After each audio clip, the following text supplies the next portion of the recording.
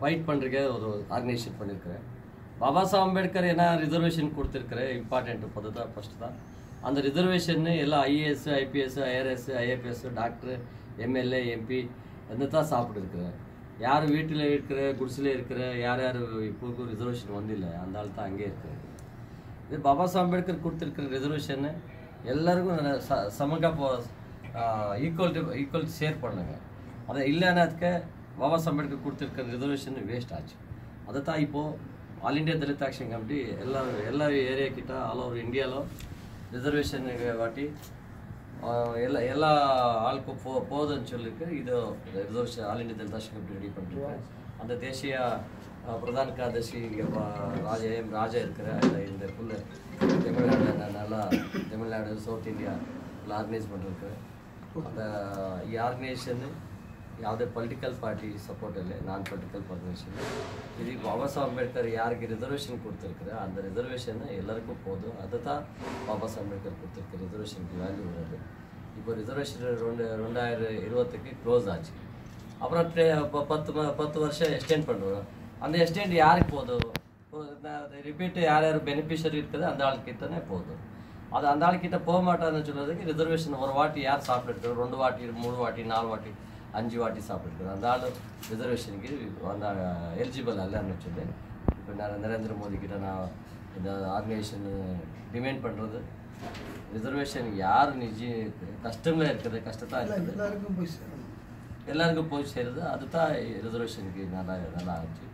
அதுதான் இப்போது அந்த ஆர்கனைசேஷனில் இந்த all India Dalit action committee full fight பண்ணுறது அவேர்னஸ் க்ரியேட் பண்ணுறது. அந்த எல்லா ஏரியாவில் போயிட்டு வீடுக்கு போயிட்டு அந்த வில்லேஜஸ் கிட்ட போயிட்டு பாபா சாஹேப் அம்பேத்கர் என்ன கஷ்டம் ரிசர்வேஷன் கொடுத்துருக்குறேன் அந்த கஷ்ட ஆளுக்கு தான் அங்கே ரிசர்வேஷன் போகுது அப்படின்னு சொல்லி இது தான் ரெடி பண்ணுறேன். நீங்கள் புரியுமா சொல்லுங்கள் சார்? அம்பேத்கர் வாங்கி கொடுத்த அந்த இடஒதுக்கீடானது எங்களுடைய தேசிய தலைவர் அவர்கள் சொன்னது போல குறிப்பிட்ட ஒரு சில மக்கள் மட்டுமே அதை அனுபவித்து வருகிறார்கள். 72 ஆண்டு காலம் ஆனாலும் கூட இன்றளவும் உண்ண உணவில்லாமல் உடுத்த உடை இல்லாமல் இருக்க இடம் இல்லாமல் இந்தியாவில் வாழ்ந்து கொண்டிருக்கின்ற 2 பங்கு மக்கள் கேவலமாக வாழ்ந்து கொண்டிருக்கின்றார்கள். இந்த மக்கள் அனைவருக்கும் அனைத்து அந்த இடஒதுக்கீட்டினுடைய பலனை அனுபவிக்க வேண்டும், அனைத்து மக்களுக்கும் அனைத்து உரிமை கிடைக்கப்பட வேண்டும் என்பதற்காக all India Dalit action committee ஆனது இந்தியா முழுமையும் இன்றைக்கு மிக வேகமாக செயல்பட்டு கொண்டிருக்கிறது. எங்களுடைய தலைவர் டாக்டர் சீனாராம் அவர்கள் எங்களுடைய அமைப்பை மிக திறம்பட இயக்கி வருகிறார்கள். நாங்கள் மத்திய அரசை மாநில அரசை கேட்டுக்கொண்டு வரலாம், உடனடியாக எங்கேயும் ஆணவ கொலை நடக்கக்கூடாது, வன்கொடுமை சட்டம் கடுமையாக்கப்பட வேண்டும், எங்கெல்லாம் தலித்து மக்கள் எதுவும் தாக்குதல் நடத்தப்பட்டால் அவர்கள் மீது கடுமையான சட்டத்தை பாய்ச்சி நிரந்தரமாக இந்த மக்களுக்காக ஒரு பாதுகாப்பு சட்டத்தை இயற்றப்பட வேண்டும். அதே போல் பின்னடைவு காலிப்படையிடங்கள் தமிழ்நாடு அரசை பொறுத்தவரையிலே பின்னடைவு காலிப்பணியிடங்கள் பேக்லாக் வேகன்சி, அதேபோல் சென்ட்ரல் கவர்மெண்ட்டில் இந்த பேக்லாக் வேகன்சி லட்சக்கணக்கான பணியிடங்கள் இன்ன வரைக்கும் நிரப்பப்படாமல் அப்படியே வச்சுருக்கிறாங்க. இதை சிறப்பு தேர்வு நடத்தி அந்த பின்னடைவு காலிப்பணியிடங்களை மத்திய அரசிலும் மாநில அரசிலும் உள்ள இந்த பேக்லாக் வேகன்ஸை உடனடியாக நிரப்பி தரப்பட வேண்டும் என்று இந்த ஆல் இண்டியா தலித் ஆக்ஷன் கமிட்டியின் வாயிலாக கேட்டுக்கொள்கின்றோம். நிரந்தரமான தலித்து மக்களுக்கான பாதுகாப்பு சட்டத்தை மத்திய அரசு உடனடியாக இயற்றப்பட வேண்டும். இடஒதுக்கீடானது அனைத்து மக்களுக்கும் சென்றடைய வேண்டும். அதுவரை all India Dalit action committee தொடர்ந்து முன்னெடுத்து செல்லும். அனைத்து மாநிலங்களிலும் எங்களுடைய அமைப்பானது மிக வேகமாக செயல்பட்டு வருகிறது.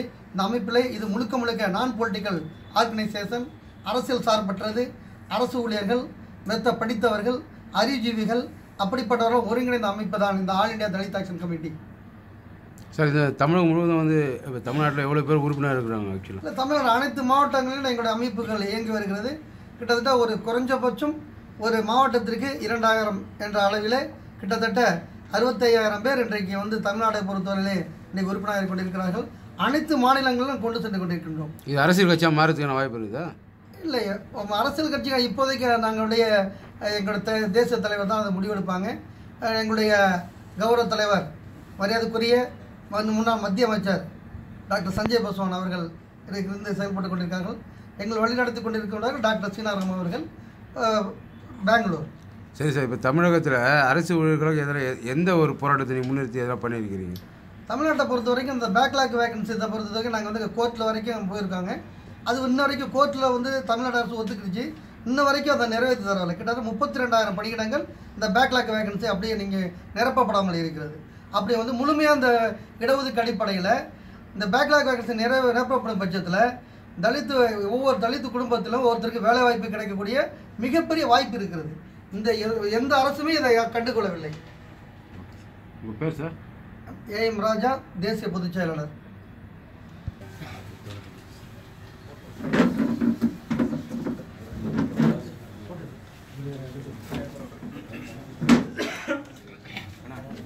உட்கார்